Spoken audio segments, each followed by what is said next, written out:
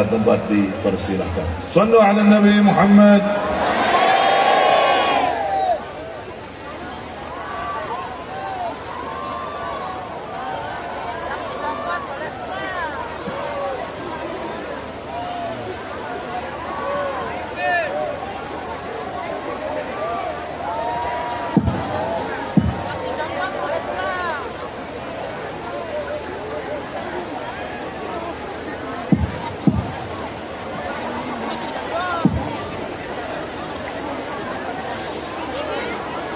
Assalamualaikum warahmatullahi wabarakatuh. Bismillahirrahmanirrahim. Alhamdulillahi rabbil alamin wa kafa. Alladzi an'ama alaina wa hada. Wassalatu wassalamu ala nabiyil mustafa Sayyidina wa maulana Muhammadin al-mujtaba wal muqtafa wa ala alihi wa ashabihi ahli sidqi wal wafa, amma ba'du. Sadat al-ulama al-fudala wal kurama wal a'izza, para alim ulama, para bapak kiai, ibu-ibu nyai, para pengasuh dan pimpinan pondok-pondok pesantren, pimpinan majelis zikir, majelis ta'lim, majelis sholawat, spesial kekasih saya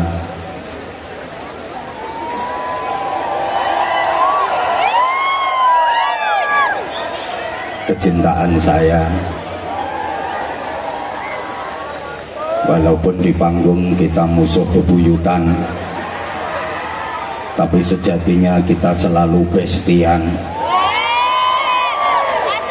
Fadilatul Habib Ali Zainal Abidin bin Segaf As-Segaf, mudah-mudahan Allah karuniakan kepada beliau panjang umur, sehat wa'afiyah, kekuatan zahir batin untuk terus mengajak, membimbing kita bersolawat dalam rangka mencintai, meneladani, sampai pada akhirnya kita pun dicintai oleh baginda Nabi Muhammad sallallahu alaihi wasallam, hingga kita digolongkan sebagai umat ijabah yang berhak mendapatkan syafaatnya. Amin Allahumma amin. Saya dengan beliau ini pertama ketemu di Unisula Semarang, jadi sering saya ungkapkan kesan pertama begitu menggoda. Selanjutnya kami berdua pun sama-sama jatuh cinta, sampai aku nggak pernah bisa melupakan dia, karena persahabatan kami dunia insya Allah sampai ke surga. Kami pun dinobatkan sebagai pasangan istimewa. Kalau yang di samping kanan saya ini cocok jadi sponsornya skincare, karena bodi dan wajah beliau benar-benar moncer.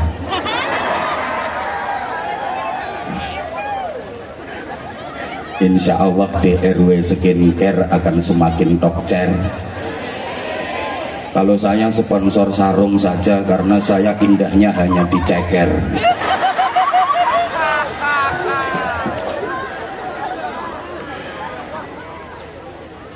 Alhamdulillah, majelis mulia malam hari ini dirawui para kiai yang alim-alim, yang seharusnya beliau-beliau yang kasih mauidhah hasanah, beliau-beliau yang kasih tausiah, bukan saya. Harusnya semacam Romo Kiai Haji Ahmad Halwani, ada Romo Kiai Haji Abdul Hadi, Romo Kiai Haji Farid Solihin, kemudian Romo Kiai Haji Ja'far Samsuddin, Romo Kiai Haji Rafiq Hamid, Romo Kiai Haji Atabi Bakir, ada Habib Hasan Abdul Ba'abud, dan kiai-kiai habaib yang lain yang jauh lebih pantas, lebih layak untuk memberikan petuah-petuah, nasihat-nasihat di majelis semulia ini.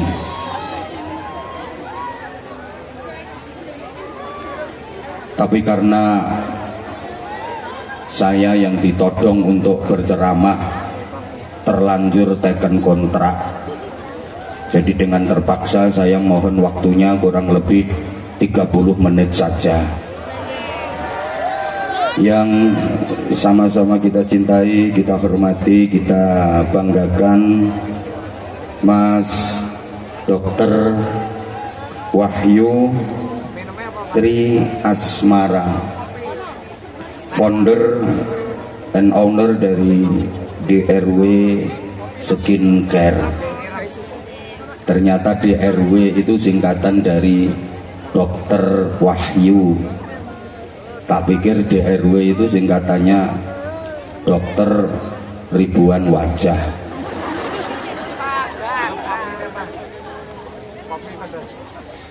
Atau kalau dalam bahasa Jawa DRW.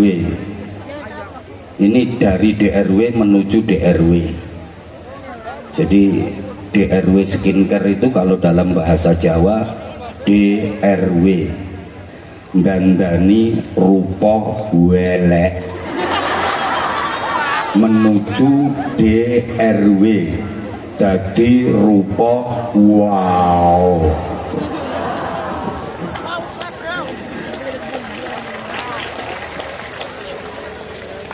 Karena memang visi beliau bukan hanya kecantikan vis wajah saja, tapi juga kecantikan hati. Insya Allah target utama beliau itu membahagiakan orang. Ini yang hadir orang semua ya, ya, membahagiakan sesama dengan cantik luar dalam, cantik zahiran wa batinan. Karena memang kecantikan wajah tanpa didasari iman dan budi pekerti itu bagaikan bunga indah tapi tidak harum mewangi. Rapatek dihargai. Padahal mikirin ini yo suwe. Cantiknya wajah itu kan hanya setipis kulit, tapi kalau cantiknya budi pekerti benar-benar tembus ke relung hati. Allahumma sholli ala Muhammad. Beliau didampingi istrinda tercinta Mami Nita dan keluarga besar dari DRW Skincare.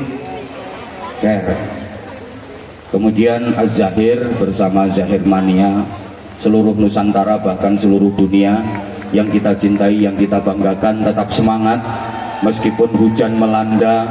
Insya Allah ini tanda bahwa kita benar-benar dicinta oleh baginda Nabi Muhammad Sallallahu Alaihi Wasallam. Malam ini izin roastingannya tipis-tipis saja, karena medsos lagi tidak baik-baik saja.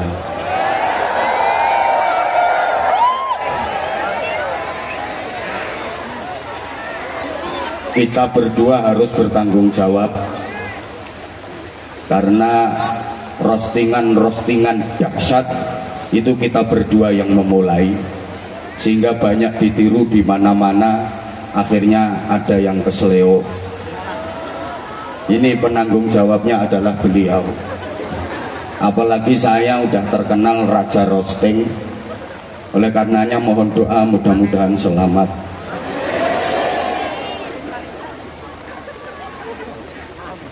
Panjenengan juga harus hati-hati, karena ini banyak netizen yang memata-matai. Awas nanti digoreng, bahkan diliwet sampai lembut. Mereka menunggu Habib Bidin offset, Abah Anza melakukan pelanggaran sehingga kami berdua kena kartu merah.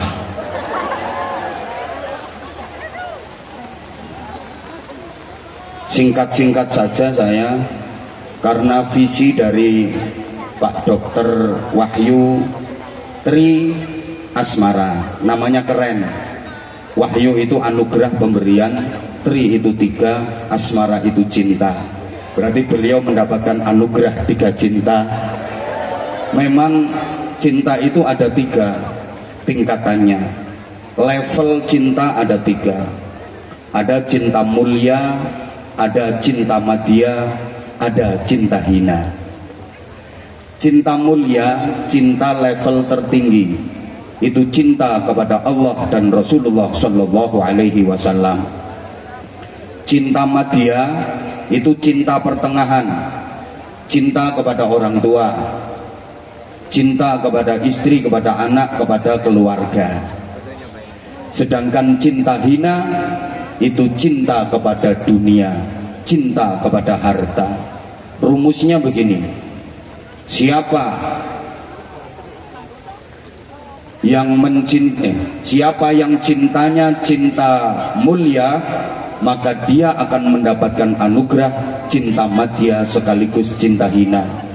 Tapi siapa yang cintanya cinta hina, dia akan terhalang dari cinta madya, terlebih cinta mulia. Kapan-kapan saya uraikan kalau kondisinya tidak hujan.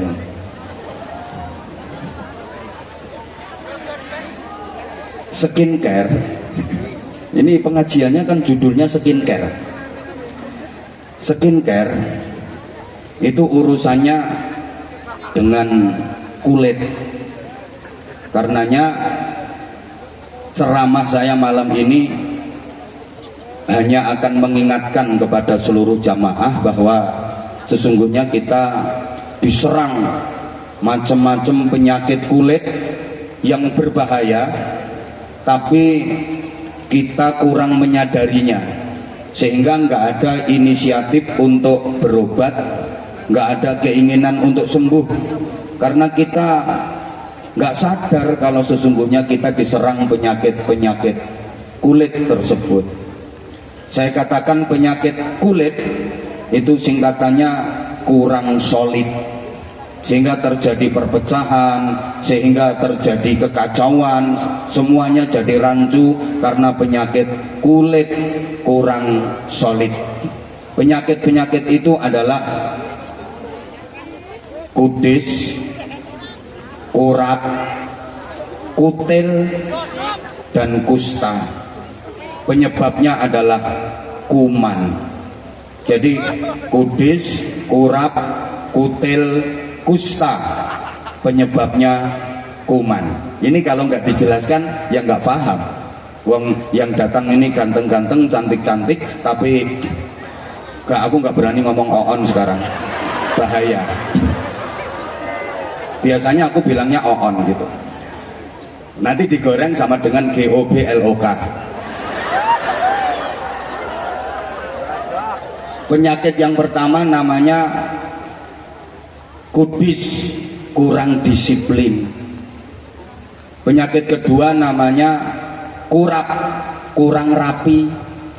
Penyakit ketiga kutil, kurang teliti. Penyakit keempat kusta, rakus harta. Dan penyebabnya adalah kuman, kurang iman. Terima kasih aplausnya karena ini mikirnya lama. Ya hanya ini saja yang akan saya uraikan. Ini ada kaitannya dengan skincare nanti. Dan setelah ini insya Allah Anda akan pangling dengan wajah saya yang makin glowing, karena saya akan dapat kiriman rutin DRW skincare ke rumah. Aku ora iso mbayangke nek wajahku glowing kok nyanyi makhluk iki kok. Coba Pak Dokter, coba aku pengen membuktikan kesaktian DRW skincare. Wes pokoknya kelinci percobaannya saya. Pokoknya setelah ini kok wajahku jadi glowing, berarti DRW skincare betul-betul manjur, betul-betul mujarab, betul-betul oke. Coba plus 1 skin anti tuwek, tahu-tahu mati. Penyakit pertama namanya kudis. Kita itu punya penyakit kronis loh ya, namanya kudis, kurang disiplin. Padahal Islam itu sangat menganjurkan bahkan mewajibkan disiplin. Coba kita perhatikan rukun Islam yang 5 itu semuanya ajaran kedisiplinan. 1 syahadat, disiplin akidah. Asyhadu an la ilaha illallah wa asyhadu anna Muhammadar Rasulullah. Ayo dibaca sama-sama 3 kali. Siapa tahu kita terjebak dalam syirik, baik syirik besar maupun syirik kecil, tapi kita tidak sadar. Ayo bareng-bareng 1, 2, 3. Asyhadu an la ilaha illallah wa asyhadu anna Muhammadar Rasulullah. Ini disiplin akidah. La ilaha illallah Muhammadur Rasulullah. Kalau dalam suratul Fatihah, iyyaka na'budu wa iyyaka nasta'in, hanya kepadamu ya Allah kami menyembah, kami beribadah, dan hanya kepadamu ya Allah kami mohon pertolongan. Karena sekarang mulai banyak orang yang iyyaka na'budu wa dukun nasta'in. Dia masih mau nyembah Allah tapi minta pertolongannya kepada dukun. Disiplin akidah harus benar-benar kita terapkan dalam kehidupan, terutama di era seperti sekarang ini. Zaman boleh berganti, tapi iman jangan sampai mati. Masa boleh berubah, tapi akidah jangan sampai goyah. Jadilah seperti ikan di laut, walaupun direndam air asin bertahun-tahun, tapi ikannya nggak katut asin. Iwak segoro kuwi najan bertahun-tahun dikum banyu asin, tapi iwake mboten katut asin. Kenapa? Ikan laut yang direndam air asin bertahun-tahun kok tidak ikut-ikutan asin? Karena ikannya hidup, sebab iwake urip. Loh iya, lah kalau ikannya mati, lah itu gampang kena pengaruh. Diuyai ya langsung asin, digawe ke sambel ya dadi pecel, dadi penyet, disujeni ya dadi panggang, karena dia mati, gampang kena pengaruh. Orang itu kalau imannya hidup nggak gampang kena pengaruh, nggak latah. Silahkan kepung dengan minuman keras yang katanya mereknya bagus-bagus, harganya mahal-mahal, kualitasnya oke, nggak bakal terpengaruh, nggak, karena imannya hidup. Silahkan kepung dengan naik klub, hiburan-hiburan malam lengkap dengan PUREL-nya, nggak bakalan terpengaruh karena imannya hidup. Silahkan kepung dengan tempat prostitusi, dengan pekerja-pekerja komersial yang ada yang bangkok, ada yang bangki, ada yang bungkuk, ada yang bengkak, nggak bakal terpengaruh. Kenapa? Karena imannya hidup. Ini penting karena masyarakat kita itu, maaf, masyarakat yang latah, gampang terpengaruh, gampang terprovokasi. Pokoknya ada berita dikit gampang katut-katutan. Maaf, itu tandanya imannya mati. Udah, yang kedua, rukun Islam itu sholat, disiplin waktu. Begitu masuk waktunya, ada panggilan azan, berangkat. Begitu masuk waktu, ada panggilan, laksanakan. Kita dituntut untuk disiplin waktu. Pokok masuk waktunya, dengar azan, berangkat, laksanakan. Tapi kita kan nggak seperti itu. Dengar azan itu jangankan kok berangkat dan menjalankan serta memenuhi panggilan, jawab aja loh kadang-kadang enggak. Allahu Akbar, Allahu Akbar. Loh, yang ini kok wis azan ki jam piro iki? Bukannya jawabi malah loh, yang ini kok wis azan ki jam piro? Padahal kita kalau dengar azan itu wajib seneng, karena azan itu panggilannya Gusti Allah. Mendengar azan wajib seneng. Alhamdulillah, aku masih diberi kesempatan untuk mendengar panggilan Allah. Alhamdulillah ya Allah, aku masih kau beri kesempatan untuk memenuhi panggilanmu, menjalankan perintahmu, bersimpuh di hadapanmu. Makanya nek krungu azan niku wajib seneng. Ukurane seneng krungu azan nih padha karo wulan Ramadan sampeyan poso krungu azan maghrib. Seneng napa seneng?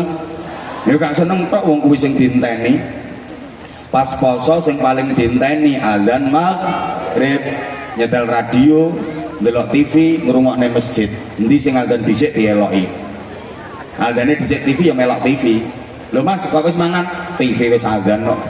Dhisik radio melok radio, dhisik masjid melok masjid. Keri kabeh azan dhewe. Apa hikmahnya? Gini loh hikmahnya. Kita kalau mendengar azan kok kita seneng. Azan itu panggilan Allah.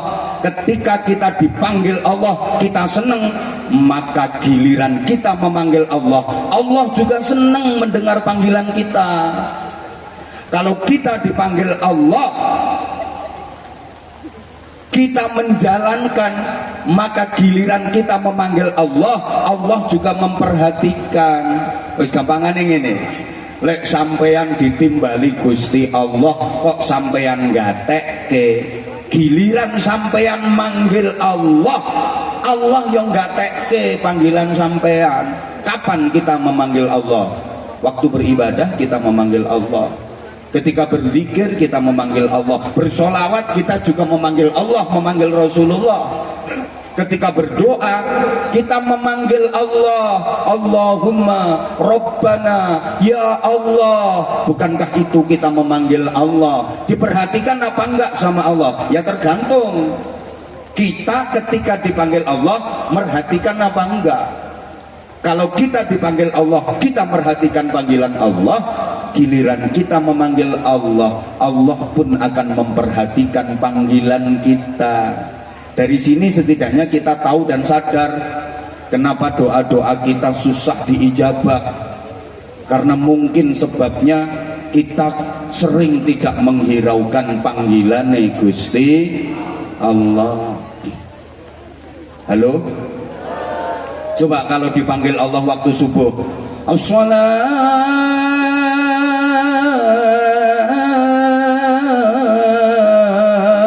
khairun minan naum. Kira-kira lebih banyak yang pergi ke masjid sholat jamaah apa banyak yang masih tidur? Berarti prinsipnya dibalik, an-naumu khairum minas sholat. Tidur lebih baik daripada sholat. Wong dipanggil kok malah kelon. Izin, kalau di Purworejo sini 5 waktu masjid-masjid sepi apa rame? Oh rame, berarti orang-orangnya nggak sholat ya berok-berok ya di masjid ya. Ya Allah. Jadi sekali lagi, kalau kita pengen diperhatikan Allah waktu kita memanggil Allah, di antara yang harus kita lakukan, ya kalau kita dipanggil Allah ya kita harus merhatikan Allah. Sama malam ini kita bersolawat, kita memanggil-manggil Rasulullah, diperhatikan nggak sama Rasulullah? Ya tergantung kita, gitu loh. Kalau kita diperintah sama Rasulullah, kita betul-betul memperhatikan, kita betul-betul mengikuti dan meneladani Rasulullah, pasti Rasulullah akan terus memperhatikan kita. Ngono. Lah sampean meskipun pertentangan lehmu ya Rasulullah mulai ya ndak direken sama Rasulullah. Makanya diantara misinya Az-Zahir itu kan yang tadinya belum sholat, yang tadinya masih nakal, waras. Jadi maaf, kalau pengen diperhatikan Rasulullah, ya kita harus memperhatikan apa yang diajarkan Rasulullah kepada kita. Allahumma sholli ala Muhammad, Allahumma sholli ala Muhammad. Udah, yang ketiga, zakat itu disiplin sosial. Kita kalau dapat rezeki jangan dinikmati sendiri, berbagi kepada sesama, terutama yang membutuhkan, itu zakat. Mudah-mudahan DRW Skincare ini makin jaya, makin sukses, sehingga lebih banyak menebar manfaat. Karena beliau Pak Dr. Wahyu ini juga punya program-program sosial yang luar biasa. Tepuk tangan untuk beliau. Tiap tahun puluhan ribu sembako, terus bagi-bagi ambulan, udah sampai kemana-mana pembagian ambulan, udah menusantara. Yang belum tinggal ke pesantren saya.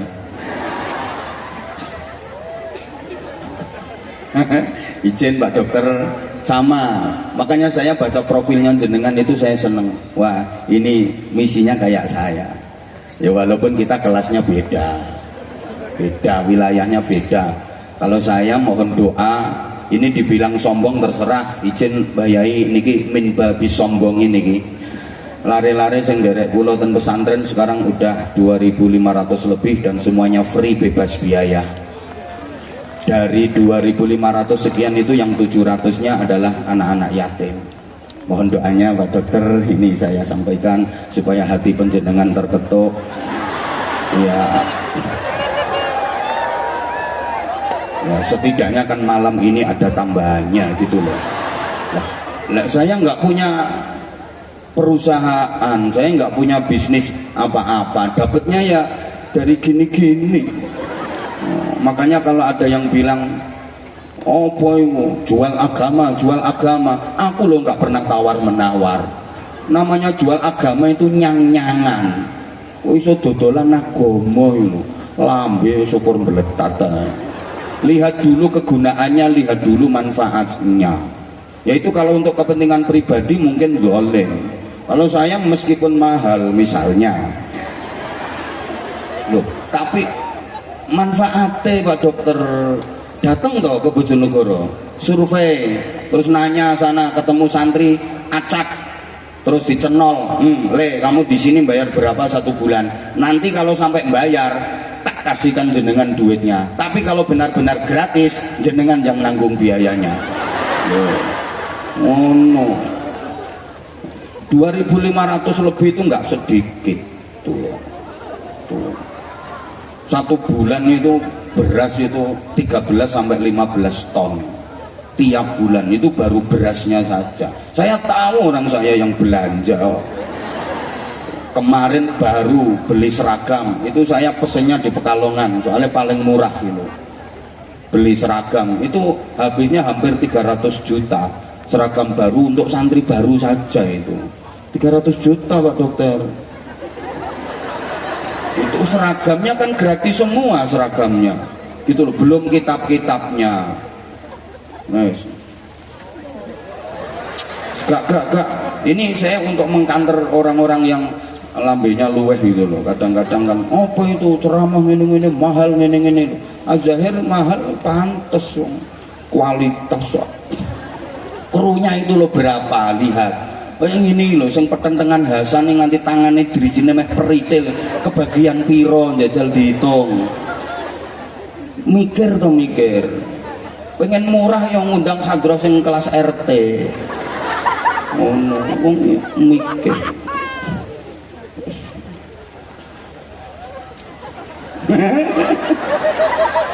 Ya udah zakat itu artinya kan pembersihan, mensucikan. Kalau zakat mal ya berarti mensucikan harta.